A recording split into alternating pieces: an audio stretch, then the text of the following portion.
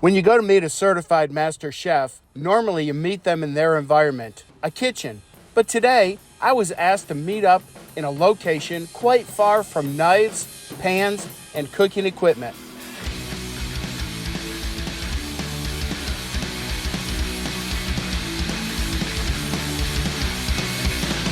Hi, I'm Scott with Scott's Free Lunch, and I'm in Indianapolis, Indiana today at Azimuth Recording. We're here to meet Master Chef Jason Hall. And as they say in food service, it's time to rock.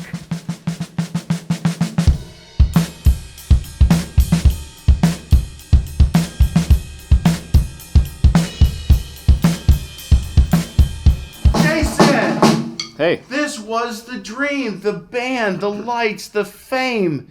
You got all that. But you went down a different path. Yeah, absolutely. It all started with the band in high school, though. My family was really into music. When they took us to our first concert, I think I was barely 10.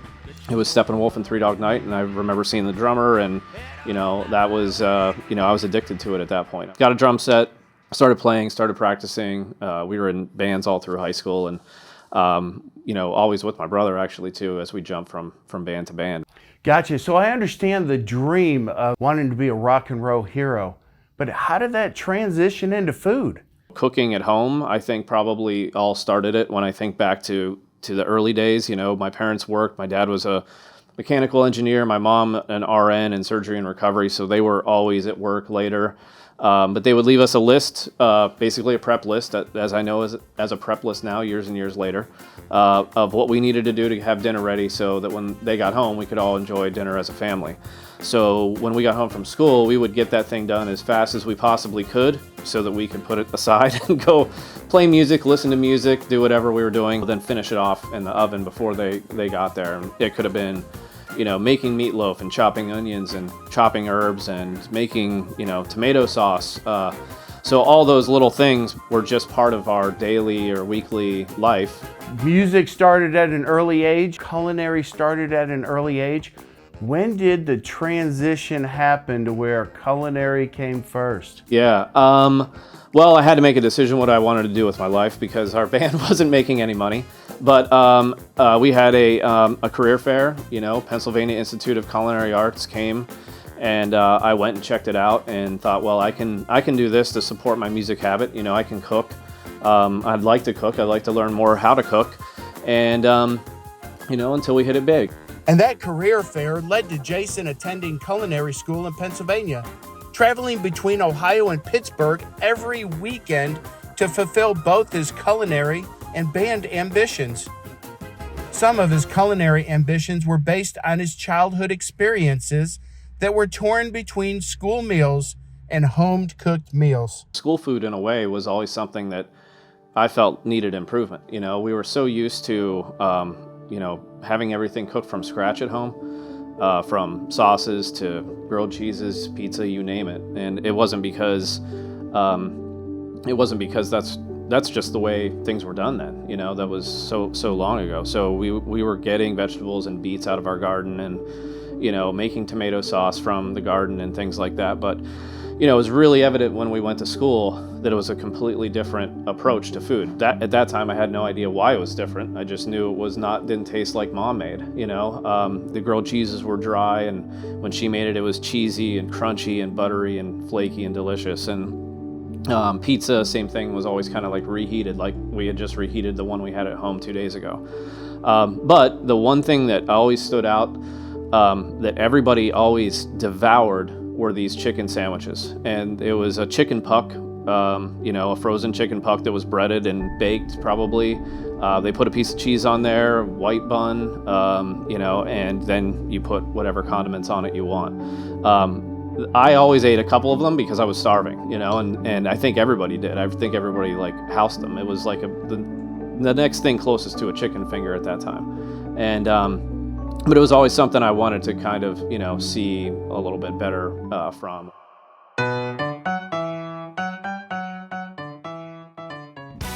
So today we're going to make that chicken sandwich just a little bit better and give school programs a new way to develop that chicken sandwich that kids will devour.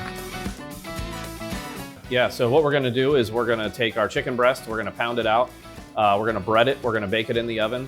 We're gonna make a really nice herb butter to spread on our bun. So we have a lot of deeper flavors. Obviously it's a fresh chicken breast. It's not the puck that we talked about prior.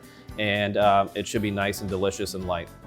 All right, so now we're gonna pound out the chicken breast. So we have nice, even surface. That's gonna let it cook more evenly. That way we don't have crispy, crunchy edges. And then, you know, the center is nice and tender. That's why it'll be tender from head to toe. Jason, what do we do if a school doesn't have one of those hammer things? Yeah, so hand me that saute pan over there. So we can use a saute pan, just make sure everything's wrapped in plastic wrap and you wash it afterwards. And now we have an even wider surface area to pound that out if we need to. But anything flat essentially will work. So tell me more about how you became a master chef. Yeah, so I was really fortunate. You know, the first club that I worked at when I was 19 years old had a chef who had been kind of working under CMCs for a period of time while he was in Atlanta.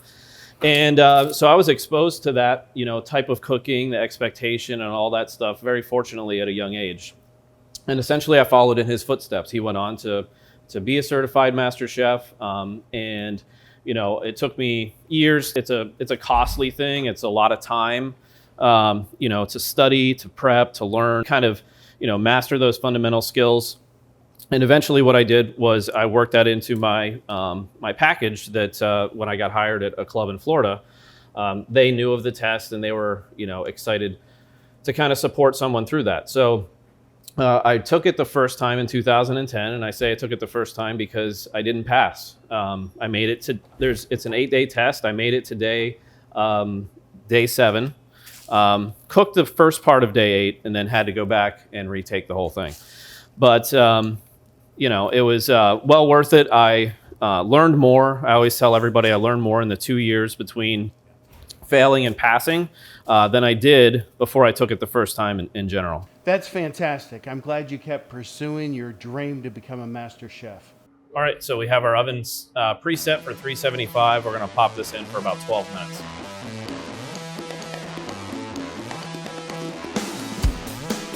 We would essentially work. Then we would go to a practice. We would work more, go right back to work, and that is a 3.5-year commitment. But the practice, if you will, was more showing what you had improved on from the last practice. So during work, you know, you come back from a practice, you're retooling every single thing that the coaches critiqued you on in your downtime. So fortunately, like I said, that club, I had summers kind of free in a way. So I would R&D my food 12 hours a day, work a lot of stuff into chef's tables and wine dinners, and I wanted to try this new gel or, you know, something like that, or accompaniment.